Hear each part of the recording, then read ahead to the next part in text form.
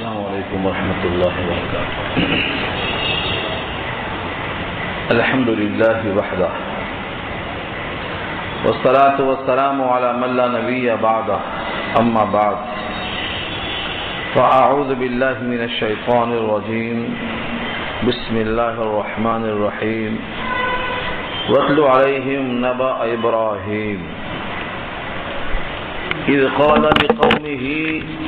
إذ قال لأبيه وقومه ماذا تعبدون إذ قال لأبيه وقومه ما تعبدون قالوا نعبد أصناما فنظل لها عاكفين قال هل يسمعونكم إذ تدعون أو ينفعونكم أو يضرون قالوا بل وجدنا آباءنا كذلك يفعلون إلى آخر الآية. صدق الله العلي العظيم وصدق رسوله النبي الكريم ونحن على ذلك من الشاهدين والشاكرين. اللهم ألهمنا رشدنا وأعذنا من شرور أنفسنا. اللهم وفقنا لما تحب وترضى من القول والفعل والنية.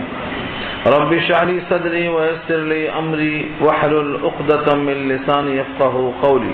آمین یا رب العالمین. محترم حضرات، معزز سامعین، محترم خواتین، میری ماؤں اور بہنوں، ملی بھائیوں، پیارے بچوں، تلاوت کی ہوئی آیتیں سورہ شعراء 19واں پارہ آیت نمبر 69 سے بات شروع ہو رہی ہے.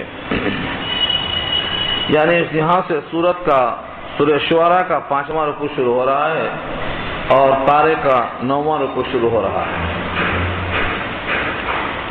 اس سے پہلے یہ بات آ چکی ہے کہ اس میں تقریباً انبیاء اور ان کی اقوام کے درمیان جو مکالمہ ہے انہیں کو پیش کیا گیا ہے. اس سے پہلے حضرت موسیٰ اور ان کا پیغام فرعون کے درمیان جو کچھ تھا یہ گزشتہ آپ سن چکے ہیں. اب یہاں سے تذکرہ ہے ابراہیم علیہ السلام کا. مکے والوں کو سنا دیجئے. وَاتْلُ عَلَيْهِمْ، وَاتْلُ تلاوت کیجئے. یہاں جو واو ہے اور کے معنی میں ہے اور اتلو امر ہے. حضور صلی اللہ علیہ وسلم سے اللہ نے کہا ہے کہ کفار قریش اپنے آپ کو ابراہیمی کہلاتے ہیں. ہم ابراہیم کے نقش قدم پر ہیں. آپ ابراہیمی کسے کہتے ہیں؟ ابراہیم کا واقعہ ان کو بیان کر دیجیے تاکہ معلوم ہو جائے کہ ابراہیم موحد تھے، مشرک نہ تھے. اسی لیے پورا واقعہ بطور خلاصے کے پیش کیا جا رہا ہے. وَاتْلُو اور تلاوت کیجیے. علیہم ان پر، یعنی کفار قریش پر. نبا ان کے معنی آتے ہیں خبر. نبا ابراہیم، ابراہیم کی خبر، یعنی ان کا پورا واقعہ بیان کیجیے. ان کی زندگی میں 6 قربانیاں ہیں. ان 6 قربانیوں کو یکجا نہیں بیان کیا گیا بلکہ یہاں پر وہ حصہ بیان کیا گیا ہے جو مشرکین مکہ کو سنانا مقصود تھا، یعنی شرک سے بیزاری. اذ قال لأبيه وقومه ما تعبدون. سورہ صافات میں ہے ماذا تعبدون، یہاں ذا نکال کے ما تعبدون فرمایا. ماں کے معنی کیا ہے وہ چیز جس کی تم عبادت کرتے ہو، اور اگر ذا آ گیا ہے تو ما ذالک وہ ہے کیا، اس کی حقیقت کیا ہے تم جس کی پوجا کر رہے ہو. آپ نے کس سے کہا؟ اذ قال لأبيه، پہلے اپنے باپ سے کہا. وقومه اور اس کے ساتھ ان کی قوم سے کہا. قوم سے پہلے کہا نہیں، پہلے اپنے باپ سے کہا. اس کا صاف مطلب یہ ہوتا ہے کہ دعوت توحید پہلے اپنوں میں ہونا چاہیے، اپنے گھر سے شروع ہونا چاہیے، اپنے ذات سے شروع ہونا چاہیے.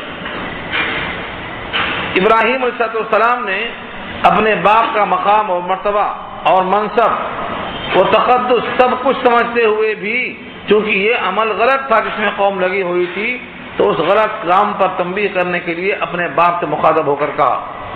اذ قال لأبيه، کہا اپنے باپ سے، وقومه اور اپنی قوم سے، ما تعبدون، ما بمانا الذی، کیا ہے وہ جس کی تم پوجا کر رہے ہو. اس کی حقیقت کیا ہے؟ ان میں طاقت کیا ہے؟ ان میں قدرت کیا ہے؟ قالو بولے نعبد اصناما ہم پوجتے ہیں بتوں کو. اصنام صنم کی جمع ہے. نعبدو ہم پوجتے ہیں، ہم عبادت کرتے ہیں، اصناما بتوں کی. فنظل لها عاکفین اور ہم رہ جاتے ہیں ان بتوں کے لیے جم کر بیٹھے ہوئے. عاکف کبھی اعتکاف کا نام سنا ہوگا آپ نے. اعتکاف میں صرف تے کا اضافہ ہے، وہ تے نکال دو تو عاکف بن جائے گا. عکفہ کے معنی رکنا، ٹھہرنا، جمنا. معکوف کے معنی جس کو روک دیا گیا ہو. قرآن نے استعمال کیا ہے والہدی معکوفا، جانور روک دیا گیا. سورہ حدیبیہ میں، سورہ فتح میں آیت آ چکی ہے، جانے نہیں دیا. تو معکوف معنی روکا ہوا، اور عاکفین کے معنی اپنے آپ کو روک کر بتوں پر بیٹھ گئے.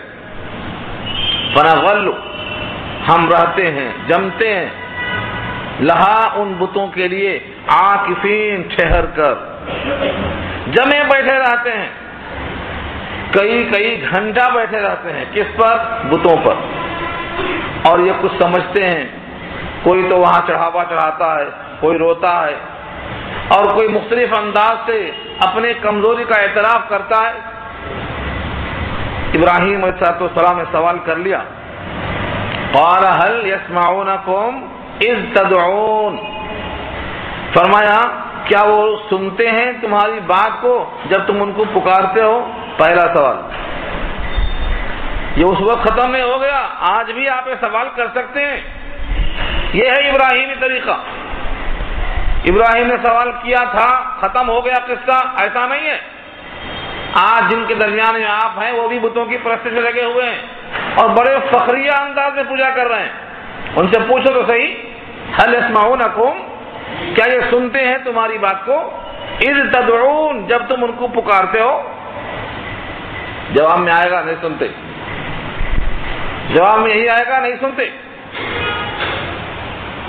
قرآن کریم نے کئی انداز سے اس کو پیش کیا ہے، کئی مقام پر. ایک جگہ فرمایا ہے وَهُمْ بِدُعَائِهِمْ غَافِلُونَ، وہ تو اتنے غافل ہیں کہ انہیں کوئی پکار بھی رہا ہے تو ان کو خبر ہی نہیں ہے. سنتے کیا ہوں گے؟ ان کو پکارے جانے کی بھی خبر نہیں ہے. کچھ نہیں سنتے ہو، سن ہی نہیں سکتے. تو جو سن ہی نہیں سکتا ہو اس کو آپ کیا سنائیں گے؟ سنا کے تھک جائیں گے، وہ کچھ سنے گا نہیں. آپ سن کے اور سنا کے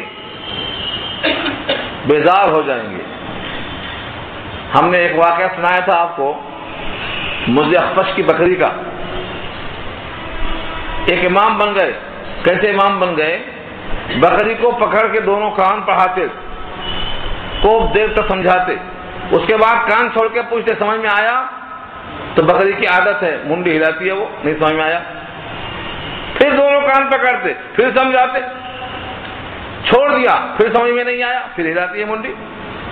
تو ایسا بولتے بولتے اس فن کے امام بن گئے مگر بکری کو نہیں سمجھا سکے. تو یہ بڑھاپے میں جائیں گے، موت آ جائے گی، لیکن ان بتوں کو نہیں سنا سکیں گے. زندگی بھر سناتے رہیں گے کیونکہ ان میں سننے کی طاقت ہی نہیں ہے. ان کو مجھے اخفش کہا جاتا ہے، اخفش کی بکری. فرمایا پہلا سوال یہ ہے هل يسمعونكم اذ تدعون، کیا وہ سنتے ہیں تمہاری بات کو جب تم ان کو پکارتے ہو؟ او ينفعونكم او يضرون. دوسرا سوال، کیا وہ تم کو نفع دیتے ہیں اگر تم بندگی کرتے ہو؟ او يضرون، یا تم کو ضرر پہنچاتے ہیں جب تم بندگی نہیں کرتے ہو؟ آخر بندگی کرنے کی نہ کرنے کی وجہ تو ہوگی. ہاں یہ ہونا چاہیے فطرتاً عقلاً. تم جب ان کی عبادت کرتے ہو تو وہ خوش ہو کر تمہاری خوبیوں کے لیے کچھ کر دیتے ہوں گے، تم کو نفع ہو جاتا ہوگا. اور اگر تم بندگی نہیں کرتے ہو تو ناراض ہو کر تم کو ضرر پہنچا دیتے ہوں گے. دو میں سے کچھ ہے؟ یہ دوسرا سوال کیا. اس کا بھی جواب یہ ہے کہ وہ نقصان پر قادر نہیں ہے، نفع پر بھی قادر نہیں ہے. نقصان اور نفع ان کے ہاتھ میں کچھ بھی نہیں ہے، پھر بھی کیے جا رہے ہیں۔ او ینفعونکم او یضرون، کیا وہ نفع دیتے ہیں تم کو یا تم کو ضرر پہنچاتے ہیں؟ یہ صرف ان بتوں کے لیے نہیں ہے، جتنے بت ہیں کسی بھی شکل کے، سب کے لیے یہی حکم ہے۔ اور یہ میں نہیں کہتا ہوں، سورہ عنکبوت میں اللہ نے خود کہا، سورہ عنکبوت میں اللہ نے خود کہا مثل الذین اتخذوا من دون اللہ اولیاء کمثل العنکبوت اتخذت بیتا وان اوہن البیوت لبیت العنکبوت لو کانوا یعلمون۔ اللہ کے علاوہ جن جن کو لوگ دوست بناتے ہیں، ولی بناتے ہیں، کارساز بناتے ہیں، حمایتی بناتے ہیں، ان تمام کی مثال ایسی ہے جیسے مکڑی کا جالا۔ اللہ نے مکڑی کا جالا کیوں کہا؟ کسی اور جالے کا ذکر کیوں نہیں کیا؟ آگے اللہ خود فرماتے ہیں مکڑی کا جالا اس کا گھر تمام گھروں میں سب سے کمزور ہے، اس واسطے اس کا نام دیا۔ اتنا بھی ان کے اندر قوت نہیں ہے اللہ کے مقابل میں۔ اس لیے جتنے لوگوں کی بندگی ہو رہی ہے، جتنے معبودوں کو سجدہ ہو رہا ہے اور جن کو بھی اللہ کے مقابل سمجھا جا رہا ہے، ان پوروں سے یہ سوال ہونا چاہیے، تم جب بھی پکارتے ہو تو سنتے ہیں وہ، تم بندگی کرتے ہو تو نفع دیتے ہیں وہ، تم بندگی چھوڑتے ہو تو نقصان پہنچاتے ہیں وہ؟ اگر یہ نہیں ہے تو پھر کیوں کرتے ہو بندگی؟ وہی جواب دیں گے جو جواب بھی مل چکا ہے یہاں مشرکین مکہ سے، وہی جواب دیں گے۔ کیا جواب ہے؟ لوگ سمجھتے ہیں کوئی نیا جواب ہے، بہت پرانا ہے، 1400 برس ہو چکا، 1431 سال پہلے جواب ملا تھا۔ قالوا بل وجدنا آباءنا كذلك يفعلون، کہیں گے بلکہ ہم نے تو پایا ہے ہمارے آبا و اجداد کو ایسا ہی کرتے ہوئے، ان کو دیکھ کے ہم بھی کر رہے ہیں، کرتا ہوا پائے کر رہے ہیں۔ بیشتر مسلمانوں کے گھروں میں جو رسم و رواج ہیں ان سے پوچھو یہ کس آیت سے ثابت ہے، یہ کس حدیث سے ثابت ہے، یہ کس امام نے بتایا ہے؟ آخر تم نے یہ رواج کہاں سے اخذ کیے ہیں؟ تو پھپھو کرتی تھی ہم کر رہے ہیں، نانا کرتے تھے ہم کر رہے ہیں، دادا کرتے تھے ہم کر رہے ہیں، ہوتا آیا ہے ہم کر رہے ہیں۔ اگر یہی جواب آیا تو یہ جواب مشرکین مکہ کا ہے، نقل کا قرآن، یہ جواب کسی مسلمان کا نہیں ہو سکتا۔ مسلمان کا جواب یہ ہوتا اللہ نے یہ کہا ہے، رسول اللہ نے یہ کہا ہے، صحابی نے یہ بتایا ہے، ائمہ اربعہ نے یہ اخذ کیا ہے، علماء نے متفقہ فیصلہ دیا ہے۔ یہ ہے مومنین کے اعمال کا ماخذ۔ لیکن یہاں کیا ہے؟ ہوتا ہوا آ رہا ہے، برسوں سے ہوتا، پرخوں سے ہوتا ہوا آ رہا ہے۔ اللہ فرماتے ہیں یہ پرخوں سے ہوتا ہوا آنا دلیل صحیح کی نہیں، بلکہ یہ ہو سکتا ہے کہ سارے غلط ہوں اور سارے جہنم میں جائیں، یہ ہو سکتا ہے۔ آگے کے الفاظ دیکھو، اللہ خود فرماتے ہیں قال افرأيتم ما كنتم تعبدون انتم وآباؤكم الاقدمون فإنهم عدو لي الا رب العالمین۔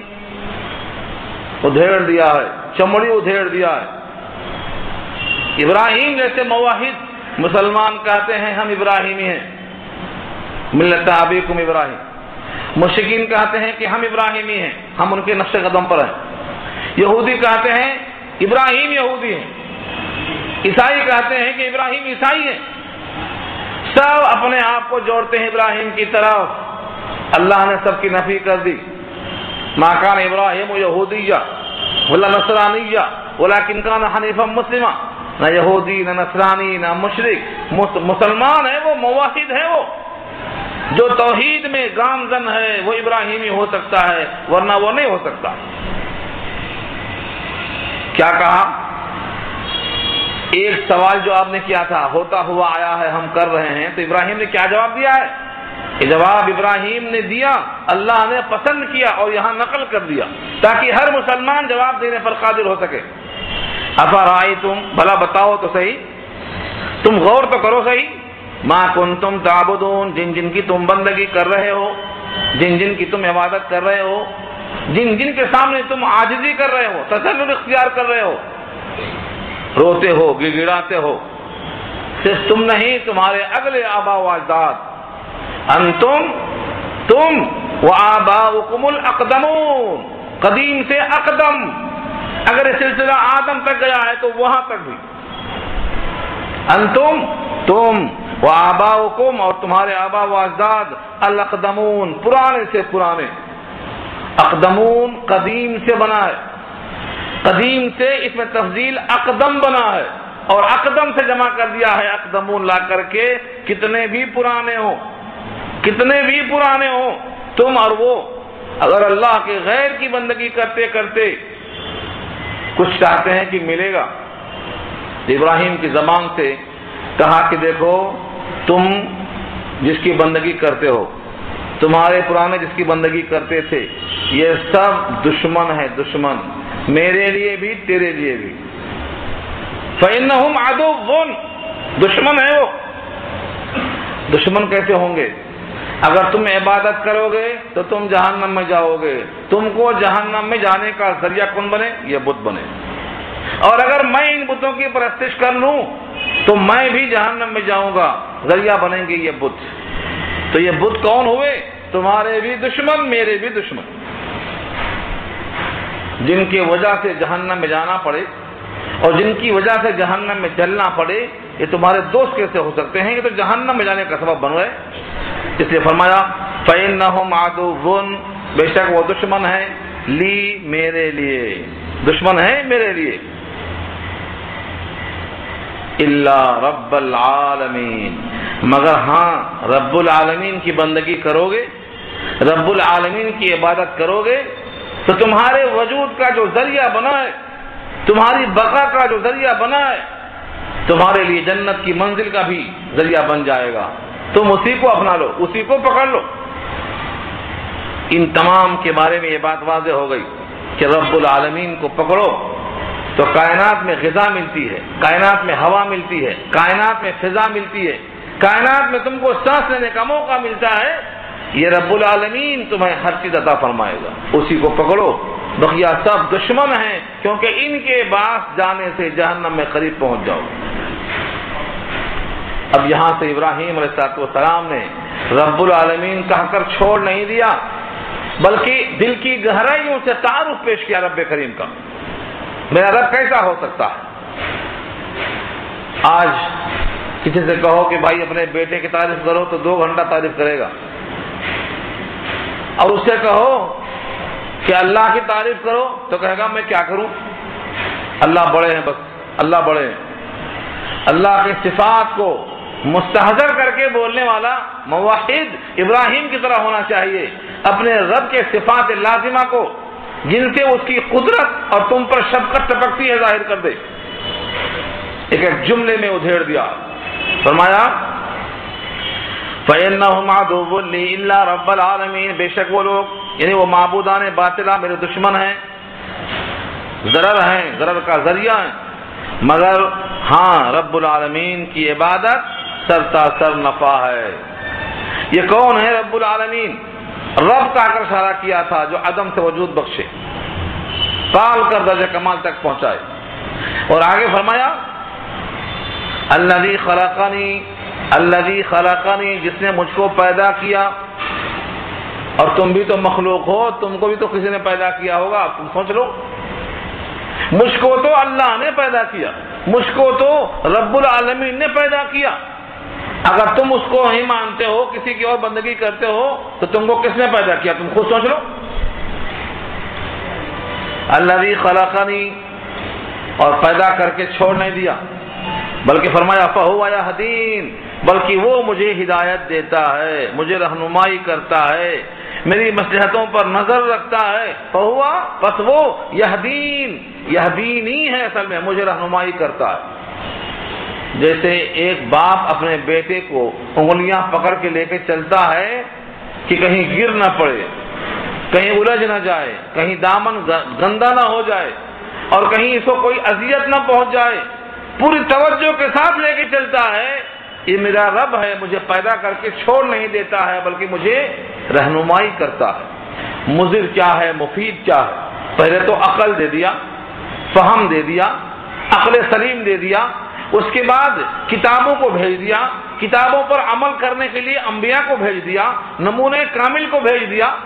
اور کہا کہ دیکھو یہ مجھے پسند ہے، جو ان جیسا ہوگا مجھے پسند ہے، اور ان کی پسند اس کتاب کے مطابق ہے اور یہ کتاب ان کی پسند کے مطابق ہے۔ اتنا کھلا پیغام دینے کے بعد بھی اگر اب بھی ہم قرآن سے غافل رہیں گے تو کیا جواب دیں گے؟ والذی ہوا یطعمنی ویسقین، اور وہ جو مجھے کھلاتا اور پلاتا ہے، ہوا وہی ہے، یطعمنی مجھے کھلاتا ہے۔ رب کھلاتا ہے سب کو، لیکن سب محسوس نہیں کرتے، کھاتے تو سبھی ہیں مگر محسوس نہیں کرتے۔ مجھے یاد آتا ہے جب نبی صلی اللہ علیہ وسلم نے صوم وصال رکھا، لگاتار روزے، تو صحابہ نے کہا کہ ہم بھی رکھیں گے لگاتار روزے، مسلسل، بیچ میں سحری نہیں، بیچ میں افطار نہیں، رات اور دن مسلسل روزے۔ تو نبی صلی اللہ علیہ وسلم نے کہا کہ تم لوگ ایسا مت کرو، تم یہاں میری نقل نہیں کر سکتے۔ کیوں؟ کیونکہ میرا رب مجھے کھلاتا پلاتا ہے، مجھے کھانے کی حاجت محسوس نہیں ہوتی۔ کھلانا پلانا بے نیازی کے ساتھ ابراہیم کو آگ میں کھلایا، 8 دن یا 7 دن تک آگ میں رہے، کیا کھائے، کہاں پکائے، کس نے کھانا بھیجا؟ رب کریم کھلاتا اور پلاتا۔ تو نبی صلی اللہ علیہ وسلم فرماتے ہیں کہ تم صوم وصال مت رکھو، تم میری طرح نہیں ہو۔ ایکم مثلی، تم میں کون ہے میری طرح؟ مجھے رب کھلاتا اور پلاتا۔ تو کچھ انسان ہیں جو ان غذاؤں کے بغیر بھی کھا لیتے ہیں رب کریم سے، اور کچھ ایسے انسان ہیں یہ غذائیں کھا کر بھی غافل نظر آتے ہیں رب کریم سے۔ اللہ کی توفیق جس کو جیسی ہو جائے۔ تو فرمایا کہ میرا رب مجھے کھلاتا اور پلاتا ہے، یطعمنی کھلاتا ہے، ویسقین اور پلاتا ہے۔ یاد آتا ہے پلانا، انسان اگر پینے کی چیز کو اٹھا کے پیتا ہے اور حلق میں جانے کے بعد بھی ٹھسکا لگ جاتا ہے تو بعض دفعہ مر جاتا ہے۔ یہ جو راستے کو ہموار کرتا ہے پانی پینے کے لیے، یہ اللہ کی قدرت ہے۔ کتنے لوگ ہیں ٹھسکا لگنے سے مر جاتے ہیں۔ تو کھلانا اور پلانا اور ان غذاؤں کو نفع بخش بنانا، جزو بدن بنانا، جو توانائی خرچ ہو گئی ہے اس کا بدل بنانا، یہ سب اللہ کا احسان ہے۔ اور فرمایا جب میں کبھی بیمار پڑ جاتا ہوں تو مجھے شفا وہی دیتا۔ وَإِذَا مَرِضْتُ فَهُوَ يَشْفِينِ، آیت نمبر 80 ہے سورہ شعراء کی۔ اس کا اہتمام کرو کہ بیماروں سے کہو گولیوں پر زیادہ بھروسہ مت کرو، زیادہ بھروسہ اسی پہ کرو۔ وَإِذَا مَرِضْتُ فَهُوَ يَشْفِينِ، یہ گولیاں تو ذریعہ ہیں، سبب ہیں۔ جب دوا لگ جاتی ہے تو ہم سمجھتے ہیں فلاں گولی سے فائدہ ہو گیا۔ یہ فلاں گولی سے فائدہ ہوا نہیں بولنا، فلاں گولی کو اللہ نے سبب بنا دیا، اللہ نے شفا دیا۔ شفا اللہ دیتا ہے۔ ایوب کا قصہ معلوم ہے، شیطان نے آ کر کہا تھا ایوب کی بیوی سے، تم صرف اتنا کہہ دو کہ تم نے ٹھیک کیا، میں تم سے کوئی فیس نہیں لوں گا۔ تم صرف اتنا کہہ دو کہ تم نے ٹھیک کیا، میں تم سے کوئی فیس نہیں لوں گا، بغیر پیسوں کا علاج کروں گا۔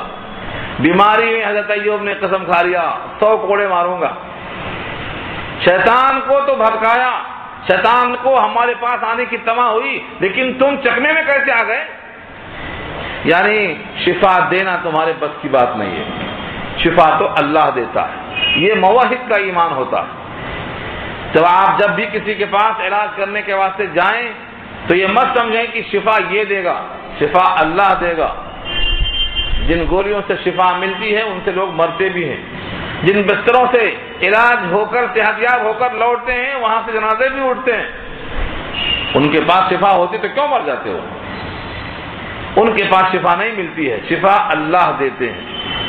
یہی ابراہیم نے کہا وَإِذَا مَرِضْتُ، اور جب میں بیمار ہو جاتا ہوں فَهُوَ يَشْفِينِ، تو مجھے وہ شفا دیتا ہے۔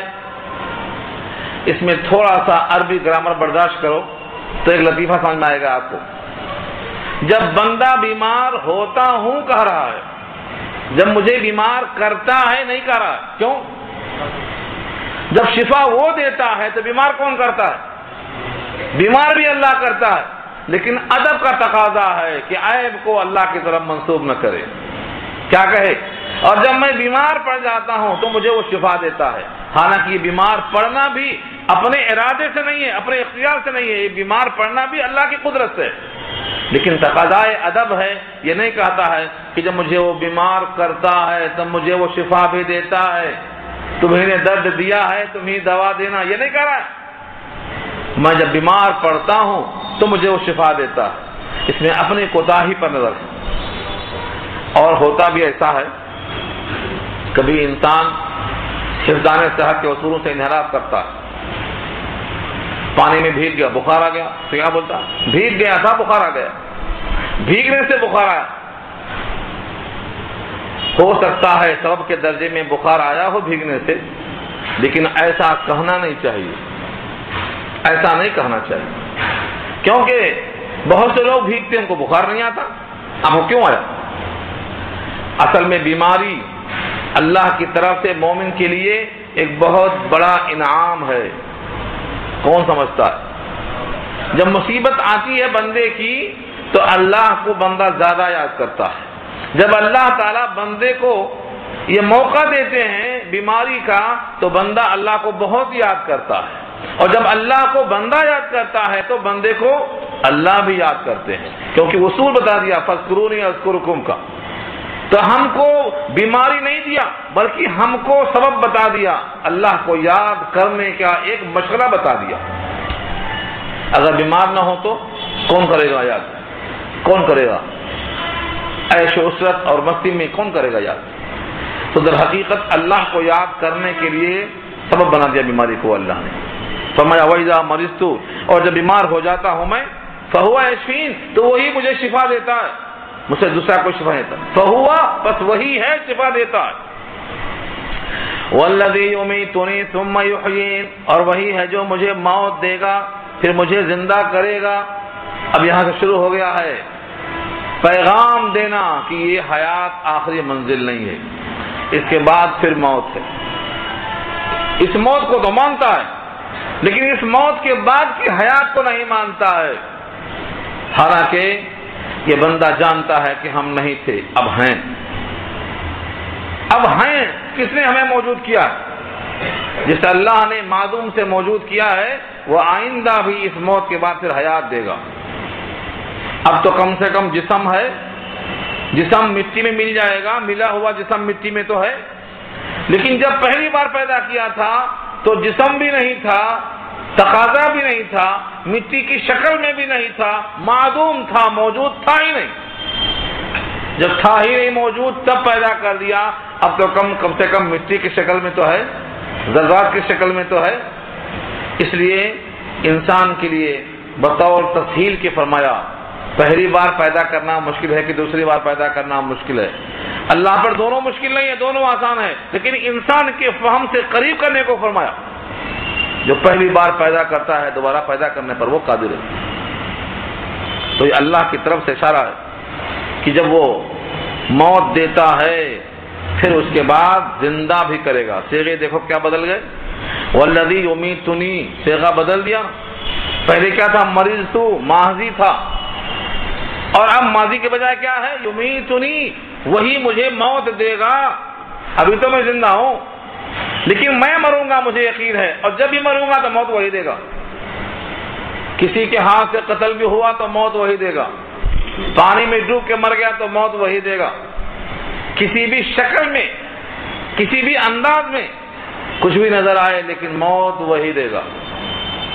یہ ایمان ہے تو بندہ ڈرتا ہے، یقین ہو جائے کہ موت وہی دے گا اور وقت پر دے گا، نہ مؤخر نہ مقدم، تو خوف کہاں سے آئے گا؟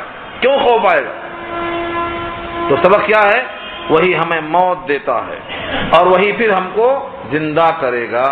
یحیین، یمیتنی موت دے گا، ثم یحیین پھر زندہ کرے گا، اور جب زندہ کرے گا تو زندہ کر کے چھوڑ نہیں دے گا، حساب لے گا، اور حساب میں خطائیں پوچھی جائیں گی اور نیکیاں دیکھی جائیں گی۔ اس لیے آگے فوراً متوجہ کر دیا والذی یطمع ان یغفر لی خطیئتی یوم الدین، اور وہی وہ ذات ہے جس سے میں طمع رکھتا ہوں لالچ رکھتا ہوں، امید رکھتا ہوں، توقع وابستہ رکھتا ہوں۔ کون؟ وہی ہے وہ کہ جس سے میں طمع رکھتا ہوں، امید رکھتا ہوں، ان یغفر لی، یہ کہ مغفرت کر دے میری، یعنی میری خطائیں معاف کرنے کی توقع رکھتا ہوں۔ ان یغفر لی میں ان ہے، ان فعل مضارع پر جب ان آتا ہے تو مصدر کا معنی دیتا ہے، یعنی مغفرت کرنے کی امید میں رکھتا ہوں اس سے۔ خطیئتی، میری خطائیں، یوم الدین، فیصلے کے دن، کیونکہ خطائیں معاف ہوئیں یا معاف نہیں ہوئیں یہ آج خبر نہیں ہے۔ خطاؤں کا انبار ہے تب بھی کھانا کھا رہا ہے، توبہ کر رہا ہے تب بھی کھانا کھا رہا ہے، تو آج فیصلہ نہیں ہوگا، یوم الدین کا جس دن فیصلہ ہوگا، فیصلے کے دن میں ظاہر ہوگا کہ خطائیں میری معاف کون کرے گا۔ اللہ تعالیٰ نے بندوں سے کہلوایا ہے وَلَا يَغْفِرُ الذُّنُوبَ إِلَّا أَنْتَ، اقرار کرو کہ سوائے تیرے گناہوں کی معافی کوئی کر نہیں سکتا، کوئی نہیں کر سکتا۔ دنیا میں کوئی انسان کسی کی معافی پر قادر نہیں، ہاں جو اس کے ذریعے سے وابستہ ہے عمل، اس پر ظلم کیا تھا وہ معاف کر سکتا ہے، یہ اور بات ہے، لیکن انسان کی خطائیں معاف کر دینا جیسا کہ عیسائیوں کے پاس ہوتا ہے سب ڈھکوسلا ہے۔ عیسائیوں کے پاس جیسا ہوتا ہے، گئے غلطی کا اعتراف کر لیا، اس نے کہا تم کو میں نے معاف کر دیا، نامہ اعمال دھل گئے، سب ڈھکوسلا ہے۔ یہ اللہ ہی خطائیں معاف کرنے پر قادر ہیں۔ کسی کا اقرار کروایا نماز میں وَلَا يَغْفِرُ الذُّنُوبَ إِلَّا أَنْتَ، آپ کے سوا گناہوں کی معافی کوئی کر ہی نہیں سکتا۔ کیوں؟ وہ خود مجرم ہے، کیا معاف کرے گا وہ خود گناہگار ہے، وہ کیا معاف کرے گا وہ، اس کا حساب خود باقی ہے، کیا حساب لے گا وہ؟ جب سارے انسان خود حساب کے محتاج ہیں تو حساب لینے پر قادر نہیں ہے وہ۔ اسی واسطے فرمایا کہ میرا رب وہی ہے جس سے مجھے امید ہے کہ میری خطائیں قیامت کے دن معاف فرمائیں گے۔ اب تک تعارف تھا، اللہ کا تعارف کرتے کرتے اللہ سے اتنا قربت ہو گئی، اتنا استحضار ہو گیا کہ گویا رب حاضر ہے، اور بندہ ان کی تعریف کرتے کرتے اتنا قریب ہوا کہ انہیں سے مخاطب ہونا شروع کر دیا۔ کہا ربی، اے میرے رب۔ قرآن کریم میں ایک فن ہے بلاغت کا، مخاطبت کا۔ بات کرتے کرتے حضرت ابراہیم قوم سے بات کر رہے ہیں، قوم کے سامنے اللہ کا تعارف پیش کر رہے ہیں، لیکن تعارف کرتے کرتے، موت و حیات کا ذکر کرتے کرتے، حساب کا وقت لاتے لاتے، جیسے حساب سامنے ہو، اللہ موجود ہو گئے ہوں، اس طرح سے اب مخاطب سے بات ہونا شروع ہو گئی ہے، غائب سے حاضر کی طرف ذہن منتقل ہو گیا ہے۔ یہ استحضار رب کہلاتا ہے۔ کہا ربی، اے میرے پروردگار، حب لی، مجھ کو عطا فرما، حکمن، حکم، یعنی ایسے ایسے احکامات دیجئے جن سے میں آپ کو راضی کر سکوں، حکم دیجئے۔ اس حکم سے مراد کیا ہے؟ حکمت، حکمت، دانائی مجھے عطا فرمائیے۔ والحقنی بالصالحین، اور مجھ کو شامل فرمائیے صالحین میں۔ الحقنی، مجھے لاحق کر دیجئے، شامل کر دیجئے، کس میں؟ صالحین میں۔ اب سوچو، ابراہیم جیسے اللہ کے خلیل کیا خواہش کرتے ہیں؟ صالحین میں شامل کر دیجئے۔ یہ صرف انہی کی دعا نہیں ہے، حضرت سلیمان نے بھی یہی کہا ہے، حضرت یوسف نے بھی یہی کہا ہے۔ سورہ یوسف میں دیکھو، یوسف کا قول ملے گا۔ ان تمام پیغمبروں نے خواہش کیا کی ہے؟ صالحین میں ہم کو شامل کر دے۔ اسی لیے نماز میں آپ کہتے ہیں وَعَلَىٰ عِبَادِ اللَّهِ الصَّالِحِينَ، اور جتنے اللہ کے صالح بندے ہیں سب پہ خدا کی رحمت ہو۔ تو صالحین میں شامل کرنے کی جب دعا انبیاء کرتے ہیں تو صالحین کہاں ملتے ہیں؟ صالحین کے رہنے کی جگہ مسجدیں ہیں، جو مسجدوں میں آتا ہے صالحین میں شامل ہوتا ہے۔ اسی لیے جو بندے مسجدوں سے دور رہتے ہیں وہ صالحین سے دور رہتے ہیں۔ کتنے محروم ہیں وہ کہ جن صالحین کی صحبت میں رہنے کے لیے ابراہیم دعا کرتے ہوں، یوسف دعا کرتے ہوں، حضرت سلیمان دعا کرتے ہوں، ان تمام صالحین کی صحبت کتنی اہم ہوگی۔ اسی لیے اللہ نے ہر ایمان والے سے کہا ہے کونوا مع الصادقین، کونوا مع الصادقین، سچوں کے ساتھ رہو۔ سچوں کے ساتھ رہیں گے سچے بنیں گے، اور جھوٹوں کے ساتھ رہیں گے جھوٹے بنیں گے۔ رب ہب لی حکما، اے رب مجھے دے دے حکم یعنی حکمت عطا فرما، والحقنی بالصالحین، اور مجھ کو شامل فرما صالحین کے ساتھ، نیک لوگوں کے ساتھ شامل فرما، واجعل لی لسان صدق فی الآخرین، واجعل اور بنا، لی میرے لیے، لسان صدق زبان سچی، لسان صدق سچی زبان، فی الآخرین بعد والوں میں، یعنی بعد کے لوگ مجھے اپنی زبان سے اچھا یاد کریں، مجھے برا خراب نہ کہیں، ایسا کوئی عمل نہ کر دوں میں کہ لوگ مجھے بعد میں برا بھلا کہیں، مجھے ایسا بنا کہ آخرین میں میرا چرچا ہو، میں ایسا کچھ کام کروں کہ وہ لوگ میری نقل کریں تو ان کے کرنے کا بھی ثواب مجھے ملتا جائے۔ جیسا حدیث میں آتا ہے، اگر کسی نے کوئی اچھا کام کیا اور اس کو دیکھ کر کسی اور نے کیا تو جتنے لوگ اس کو دیکھ کر اچھا کام کریں گے ان تمام کے اچھا کرنے کا ثواب اس کو ملے گا۔ جو انسان نیکیوں میں پہل کرتا ہے بعد والے نقل کرتے ہیں تو ان پوروں کا ثواب تنہا اسے ملے گا۔ یہاں فرمایا وجعل لی، اور بنا دے میرا تذکرہ، لسان صدق سچا تذکرہ، فی الآخرین بعد میں آنے والوں کے لیے۔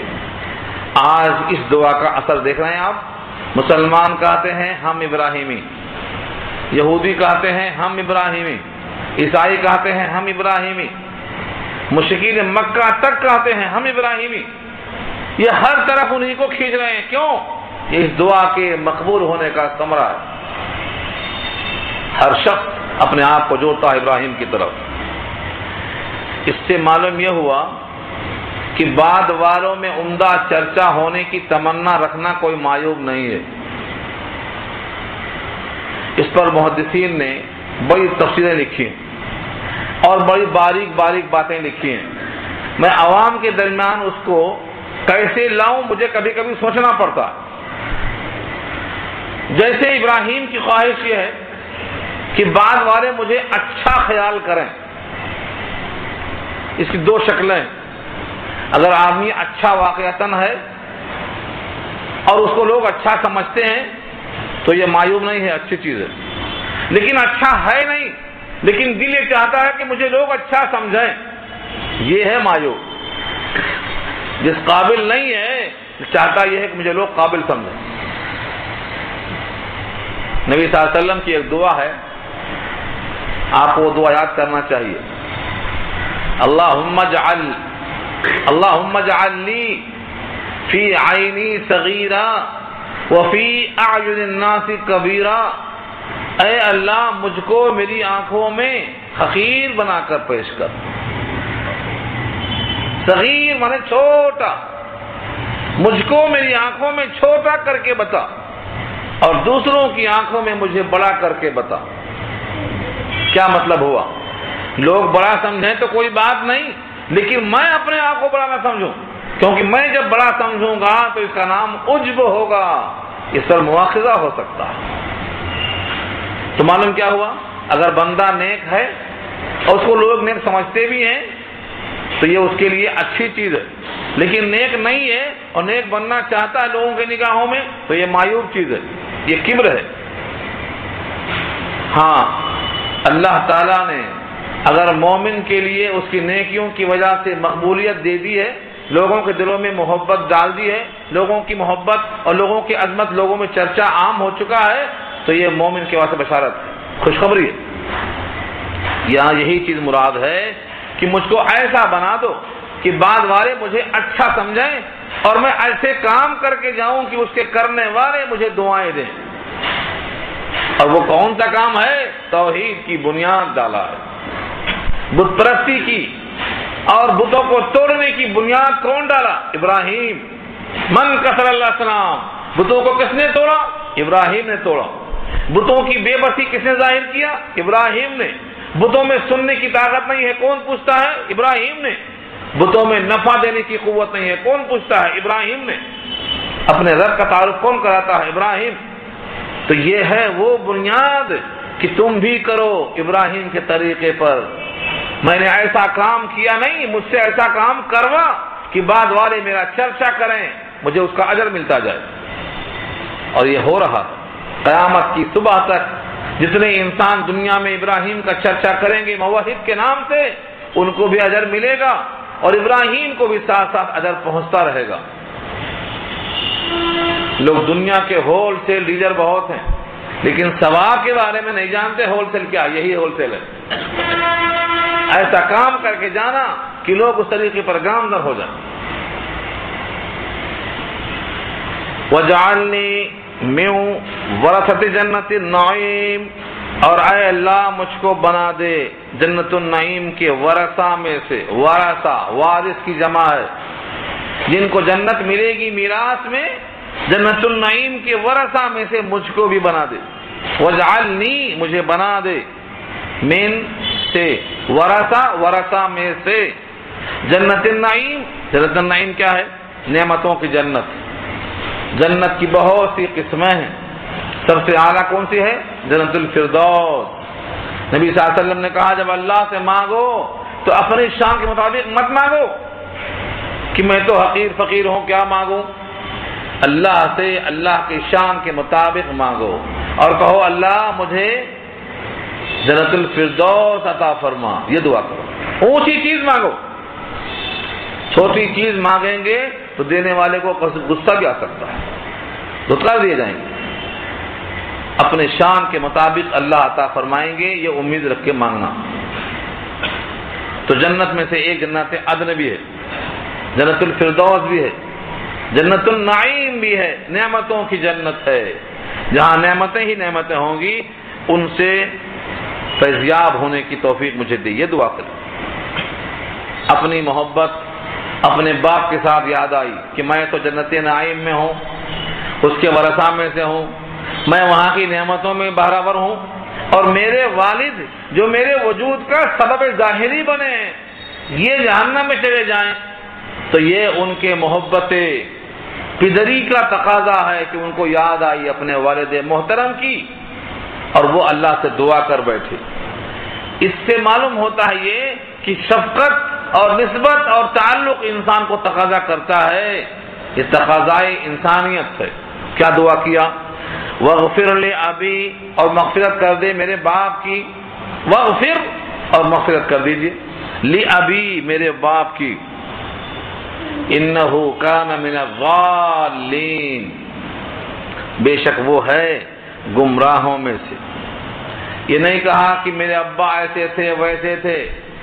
لوگ سمجھتے ہیں اگر میرے ابا کو ایسا ویسا بول دیا تو میری عزت اتر جائے گی۔ ابراہیم نے اپنے باپ کا وہی تعارف کروایا جس کے وہ مستحق تھے، کہ وہ گمراہوں میں سے تھے کیونکہ وہ بتوں کی پرستش کرتے تھے۔ انہو کانا من الضالین کا، ضال کی جمع ہے ضالین، جو لفظ سورہ فاتحہ میں آپ پڑھ چکے ہیں، ولا ضالین، یہ وہی لفظ ہے۔ اگر وہاں گمراہ کے معنی میں ہے تو یہاں بھی گمراہ کے معنی میں ہے۔ ہاں البتہ اگر ضال کے بجائے ضلال آ جائے تو معنی بدلیں گے، جس طرح یوسف کے کلام میں آپ کو ملے گا۔ حضرت یعقوب سے لوگ کہتے تھے انک لفی ضلالک القدیم، تم پوری کھلی گمراہی میں ہو، پہلے والی قدیم گمراہی میں ہو، جب دیکھو جب بیٹے کی یاد کرتے ہو۔ محبت میں فریفتہ ہونا یہ ہے ضلال۔ تو فرمایا کہ میرے ابا گمراہوں میں سے تھے، گمراہ لوگوں میں سے تھے، لیکن ان کی مغفرت فرما دے۔ یہ سوال جواب یہاں نقل نہیں کیا اللہ نے، لیکن آگے چل کر دو مقامات پر اللہ نے تفصیل بیان کی ہے۔ ایک سورۃ توبہ 10واں پارہ، کہ کسی بھی مومن کے لیے جائز نہیں ہے کہ کسی مشرک کے حق میں استغفار کرے،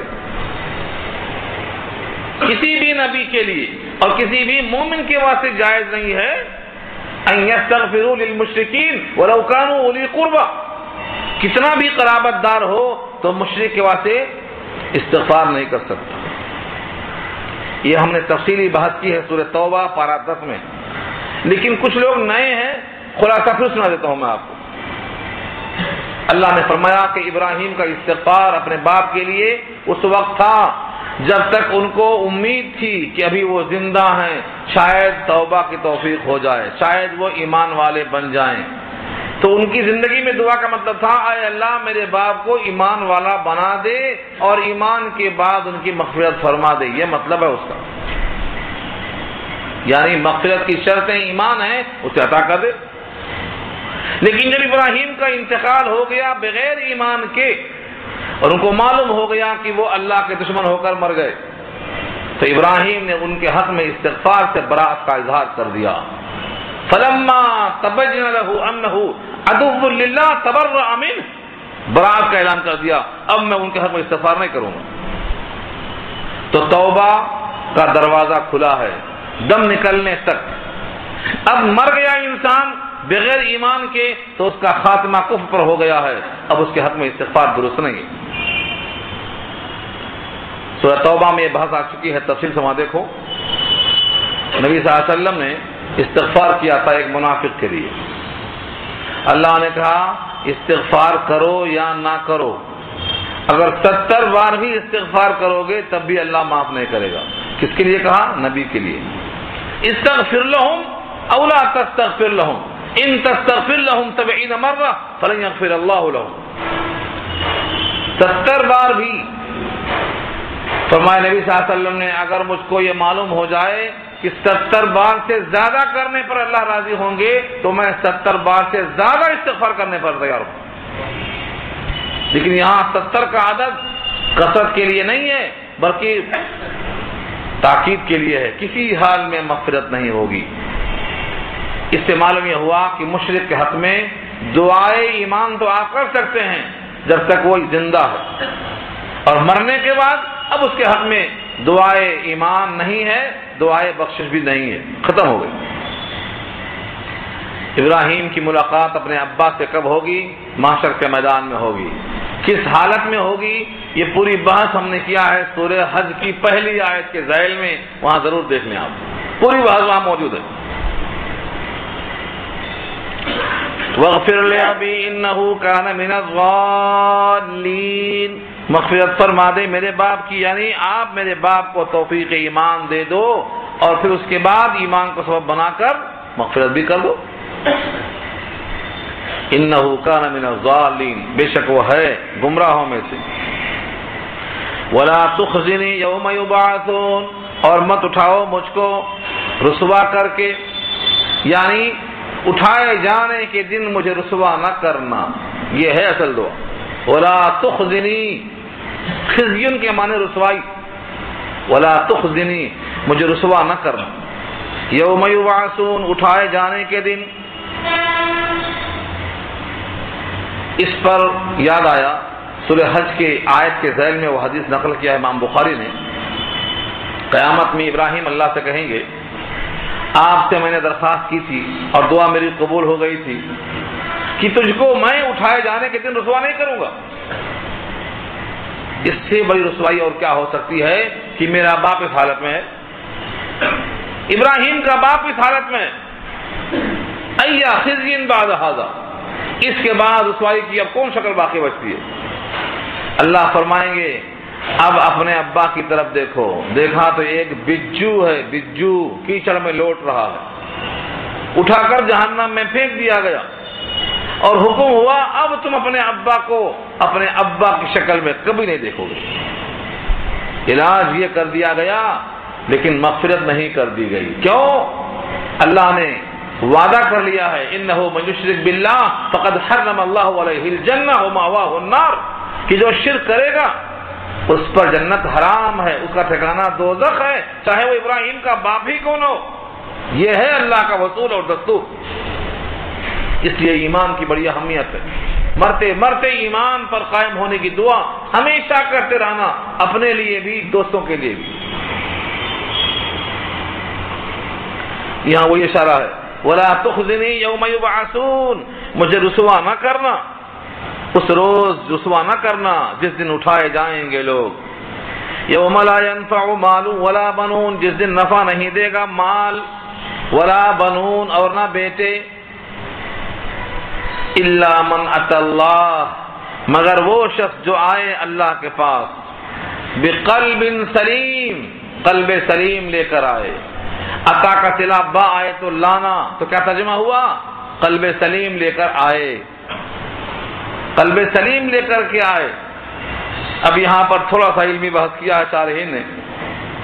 استثناء کی دو قسمیں ہیں۔ لفظ الا کیا کرتا؟ استثناء کرتا۔ استثناء کے معنی کیا ہے؟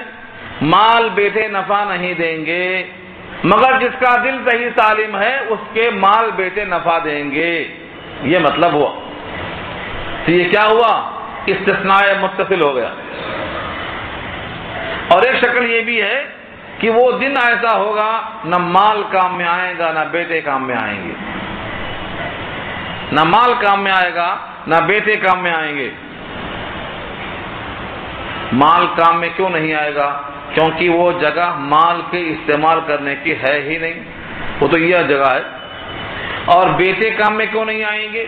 کیونکہ اللہ نے قرآن میں واضح کر دیا ہے، سورہ روم کے آخر میں کہا لا یجزی والد عن ولدہ ولا مولود هو جاز عن والدہ شیئا۔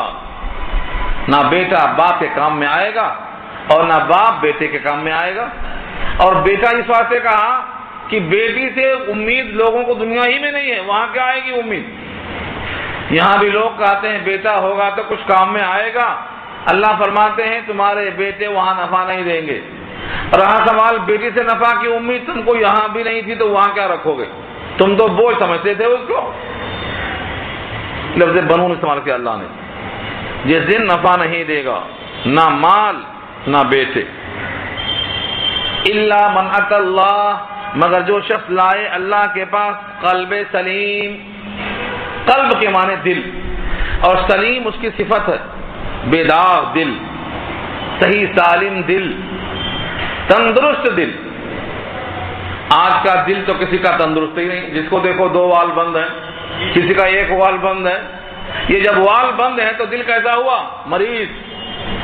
اللہ فرماتے ہیں میرے پاس آنا تو دل تندرست لے کے آنا۔ آج کسی کا دل دیکھو تو مریض ہے، جس کو دیکھو چیک اپ میں ہے، کیا بھائی؟ دل بند ہے۔ اللہ نے کہا قرآن کریم میں تندرست دل صرف مومن کا ہوتا ہے، صرف مومن کا۔ اور مریض کون ہوتا؟ فرمایا فی قلوبہم مرض، ان کے دلوں میں تو مرض ہے، جن میں ایمان نہیں ہے، جن میں توحید نہیں ہے، جن میں پختگی اور شعور نہیں ہے، ان کے دلوں میں کیا ہے؟ مرض۔ فی قلوبہم مرض، تو جن کے دل میں مرض ہے وہ کون ہے؟ جن میں توحید کمزور ہے۔ اور جن کے دل تندرست ہیں وہ کون ہے؟ جو صحیح سالم ہیں، یعنی صحیح سالم کس سے؟ اس میں شرک نہیں ہے، اس میں ملاوٹ نہیں ہے، وہ صرف اللہ کے بندے ہیں اور اپنے رب کو معبود مانتے ہیں، رب کے معبود ہونے میں کسی کو شریک اور سہیم قرار نہیں دیتے ہیں، ان کا دل تندرست ہے۔ جیسے ابراہیم کا دل، ابراہیم کے دل میں کون تھا؟ ما فی قلبی غیر اللہ، میرے دل میں سوائے اللہ کے اور کوئی نہیں ہے۔ حسبی ربی جل اللہ، مجھ کو کافی ہے اللہ جو بڑی شان والا ہے، میرے دل میں سوائے اللہ کے اور کوئی نہیں ہے۔ ایسی شان والا دل صحیح سالم دل کہلاتا ہے۔ اور جس دل کے اندر مرض لگ گیا، اس مرض کو اللہ نے صحیح سالم نہیں کہا۔ ہاتھ صحیح سالم لے کر آئے نہیں کہا، پیر صحیح سالم لے کر آئے نہیں کہا، صرف دل کو مانگا ہے صحیح سالم۔ کیوں؟ کیونکہ دل ہی تو وہ جگہ ہے جہاں ایمان ہوتا ہے یا شرک ہوتا ہے۔ دل دیا ہے حق نے تخم عشق بونے کے لیے، اور آنکھ دی ہے رب نے ساری عمر رونے کے لیے، تو تخم عشق لگنے کی جگہ دل ہے۔ اس دل میں اگر صرف میں ہوں تو دل صحیح سالم ہے، ورنہ وہ دل داغدار ہے۔ ایسا دل لے کے آیا، اور وہ حدیث تو بار بار آپ کو پڑھنا چاہیے جو بارہا آپ سن چکے ہیں۔ تم میں سے ہر ایک کے جسم میں ایک لوتھڑا ہے، گوشت کی بوٹی ہے، جب وہ صحیح سالم ہوتا ہے تو سارا جسم صحیح سالم ہوتا ہے، جب وہ ٹکڑا خراب ہو جاتا ہے تو پورا جسم خراب ہو جاتا ہے۔ وہ کون سا ٹکڑا ہے؟ فرمایا وہ دل ہے، وہ دل ہے۔ الا فی کل جسدکم مضغہ اذا صلحت صلح الجسد کلہ، وَإِذَا فَسَدَتْ فَسَدَ الْجَسَدُ كُلُّهُ أَلَا وَهِيَ الْقَلْبُ. یہی دل ہے. تو نبی نے بھی دل کہا. دل بادشاہ ہے جسم کا، اس لیے اگر دل صحیح ہے تو سارے اعمال کی اصلاح کر دیں گے رب کریم، اور دل میں عیب ہے تو اصلاح نہیں ہوگی. وال بدلنے والا کام وہاں نہیں چلے گا، یہی چلتا تو. اللہ تعالیٰ نے واضح کر دیا. اب اس موقع پر کیا ہوگا؟ تفصیل تھوڑا زیادہ ہے، وقت ختم ہو رہا ہے، کہ اگر کسی کے دل میں توحید ہے تو اس کو مال اور بیٹے بھی نفع دیں گے. ہاں، اگر توحید باپ اور بیٹے دونوں میں ہے تو دونوں کو نفع دیں گے. مال بھی نفع دے گا، بیٹے بھی نفع دیں گے. اور اگر توحید نہیں ہے تو نفع نہیں دیں گے. بلکہ سورہ نجم میں کہا ہے اللہ نے، اگر بیٹے کا مقام کم ہے، باپ کا مقام بہت اونچا ہے، تو اونچے والے کو نیچے نہیں لائیں گے، بلکہ نیچے والے کو اپنے کرم سے اس اوپر تک پہنچائیں گے اور دونوں کو ملا دیں گے. صرف شرط کیا ہے؟ ایمان میں اشتراک شرط ہے. الحقنا بہم ذریتہم وما علتناہم من عملہم من شیء کل امرئ بما کسب رہین. اس آیت پر بحث ہو چکی ہے. تو اگر ایمان میں اشتراک ہے تو رب کریم قریب فرما دیں گے، اور ایمان اگر نہیں ہے تو فلا انصاب بینہم یومئذ، نسب نامے اس دن ٹوٹ جائیں گے. کون کس کا بیٹا ہے کوئی پوچھے گا نہیں، کوئی نہیں پوچھے گا. اور اگر ایمان صحیح سلامت ہے تو نسب نامے کام میں آئیں گے. بیٹا باپ کو نفع دے گا اور باپ بیٹے کو نفع دے گا. تو ایمان کی بقا میں دونوں فائدہ ہے. آگے فرمایا رب کریم نے وَأُزْلِفَتِ الْجَنَّةُ لِلْمُتَّقِينَ، اور جنت قریب کر دی جائے گی متقیوں کے لیے تاکہ دیکھ دیکھ کے خوش ہوں. آ رہا ہے، موقع آ رہا. یوں تو برزخ ہی میں ان کو فیضیاب کر دیا گیا جنت کے لباس سے، غذاؤں سے، لیکن اب جنت کی لباس، جنت کی غذائیں نہیں آئیں گی، یہ جنت میں جائے گا. ہاں، جنت کا ٹفن کھا چکا ہے، جنت کا لباس مل چکا ہے، لیکن اب جنت میں داخل ہوگا. داخل ہونے کا مزہ ہی کچھ اور ہے. جنت قریب کر دی جائے گی، قریب دیکھ کر کے، تاکہ اس کو اور شوق پیدا ہو اور خوشیاں حاصل ہو. وَبُرِّزَتِ الْجَحِيمُ لِلْغَاوِينَ. برزہ کے معنی ظاہر ہونا، اسی سے ہے برزہ، ظاہر کی جائے گی. اور چونکہ جہنم مؤنث ہے اس وجہ سے کہا برزت الجحیم، جہنم کو ظاہر کر دیا جائے گا. للغاوین، گمراہوں کے لیے، جتنے بھٹکنے والے ہیں، اللہ کے غیر کے پاس چکر مارنے والے ہیں، یہ پورے کے پورے غاوین ہیں. ان کے واسطے جہنم قریب کی جائے گی. وقیل لہم، اور ان سے کہا جائے گا، فرشتے کہیں گے، کیا کہیں گے؟ اینما کنتم، کہاں تھے تم؟ اینما، کہاں تھے تم؟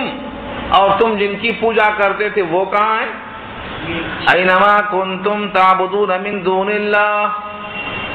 کنتم کے ساتھ ہے تعبدون، جن کی تم عبادت کیا کرتے تھے. اینما، کہاں ہیں؟ من دون اللہ، اللہ کو چھوڑ کر. ایک اللہ تو حاضر ہیں، جزا بھی دے رہے ہیں، سزا بھی دے رہے ہیں، لیکن تم جن کی پوجا کیا کرتے تھے، تم جہاں جہاں سجدہ مارا کرتے تھے وہ کہاں ہیں؟ سوال ہوگا. هل ينصرونکم، کیا وہ تمہاری مدد کریں گے؟ آج سوال ہوگا اس دن. محشر میں ہونے والی بات اللہ نقل کر دیے ہیں اور نبی نے پیش کر دیا. اب بھی کسی کو کتاب اللہ پر ایمان ہونے کے باوجود یہ سبق یاد نہ ہو تو کیا کیا جائے؟ هل ينصرونکم، کیا وہ تمہاری مدد کریں گے؟ پہلا سوال. چلو بر وقت حاضر نہیں ہیں، دیر سے آئیں گے، بعد میں آئیں گے، تو کیا انتقام پر قادر ہیں؟ او ینتصرون، انتصار کے معنی انتقام کے آتے ہیں. فلا تنتصران، انتقام بھی نہیں لے سکتے. چلو موجود نہیں تھے، بعد میں آ گئے، کچھ کر لیں گے بعد میں. او ینتصرون، مدد کر سکیں گے آج یا انتقام لے سکیں گے وہ آج، بچاؤ کر سکیں گے اپنا. فَكُبْكِبُوا فِيهَا هُمْ وَالْغَاوُونَ. فَكُبْكِبُوا، کبکبا، جو کبکبو کے معنی اوندھا کر کے اس میں پھینکے جائیں گے. فَكُبْكِبُوا فِيهَا، پھر اوندھا کر کے اس کے اندر پھینکے جائیں گے، ہم یہ پورے کے پورے گمراہ لوگ، والغاوون اور جتنے گمراہ ہیں سب، ایک بھی گمراہ بچے گا نہیں، کب کیبو اوندھے کر کے پھینکے جائیں گے۔ اور کون ساتھ میں جائے گا؟ جن کی چکر میں آ گئے تھے نا، وجنود ابلیس، ابلیس کا لشکر بھی ساتھ ہوگا۔ آج بھی ساتھ ہے وہ۔ نماز کون چھڑاتا؟ وہی تو۔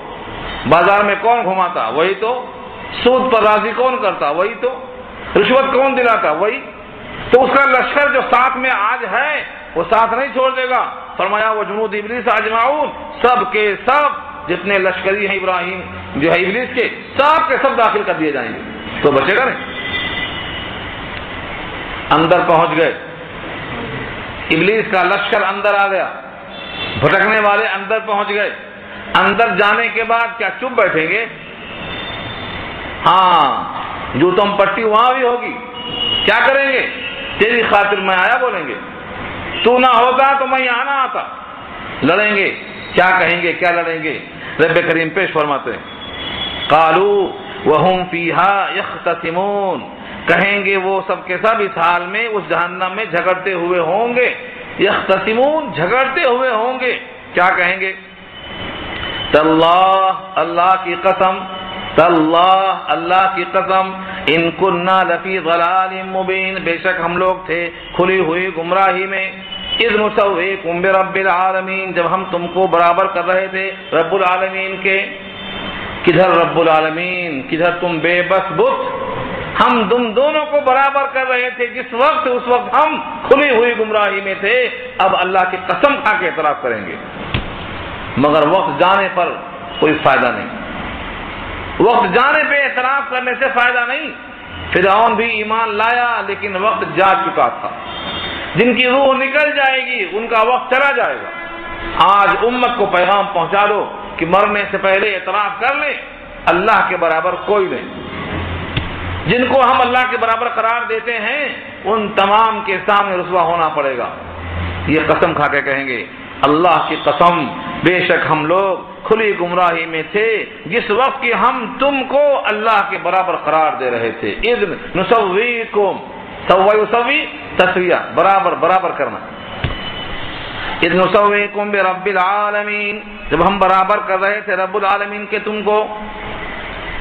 وما اضلنا الا المجرمون، اور نہیں گمراہ کیا ہم کو مگر مجرموں نے، جو بانی ضلالت ہیں، جو بانی ضلالت ہیں وہی مجرموں نے ہمیں گمراہ کر رکھا ہے۔